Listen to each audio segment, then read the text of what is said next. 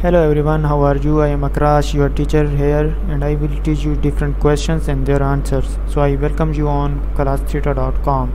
So our today's question is: Jason builds dog houses for a pet store. Each dog house is a wooden structure with a rectangular base that has an area of 21 square feet and a length that is 4 feet more than its width. If x represents the width of the dog house, write an equation in the given form that can be used to determine the possible dimensions of the base of the dog house.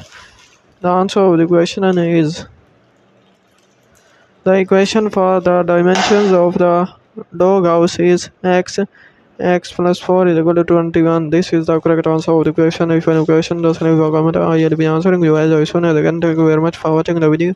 Please don't forget to subscribe, like, and share our channel.